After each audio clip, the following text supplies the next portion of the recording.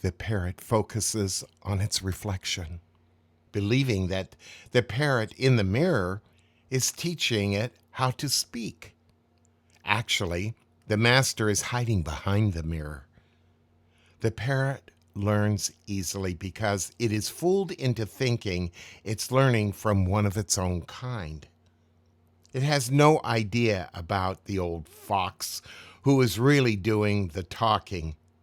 Although it has learned everything from a man, the parrot still has no notion of what it is like to be a human being.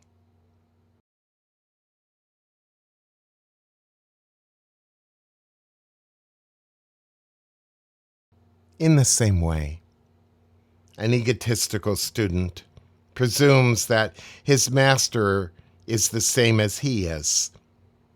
He doesn't see universal consciousness hiding behind the mirror, teaching him through the man that he believes to be speaking. He learns the words spoken, but knows nothing of the true speaker. How can he?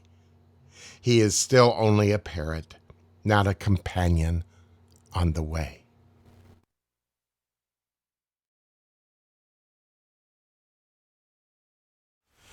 Thank you for watching the little story of the parrot. Our minds distort everything, down to the place where our ego thinks that we are talking to another human being or listening to a human being, or that we are looking or observing something that we can relegate inside of our minds as being relative to our ego, our human experience. But we miss. Because everything that is before us, as I've always said to you, lives within us. And if I am not careful, if I'm not a wise person, I will think that I am just speaking to a human being. When I'm talking to you at any given moment, whether you be an active student or someone who just casually looks at my offerings and thinks that maybe I might have something to give you, you must understand there is more behind everything that is being given to you on this website and in life in general than you may imagine. It is consciousness. It is the universal consciousness that is speaking to us all. Let me give you a little tip, something you can use.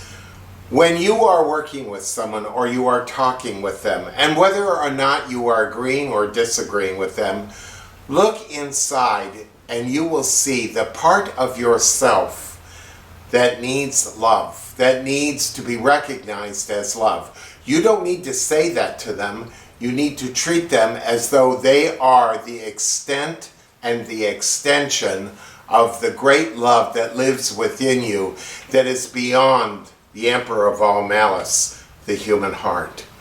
Learning to fast from the human heart and to no longer listen to its opinions and beliefs allows us to see in other people that consciousness that exists within them.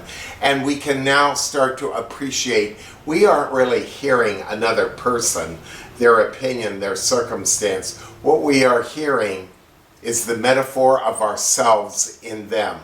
And to acknowledge that silently within us and to be able to listen to that with compassion and kindness is the mercy that this world needs.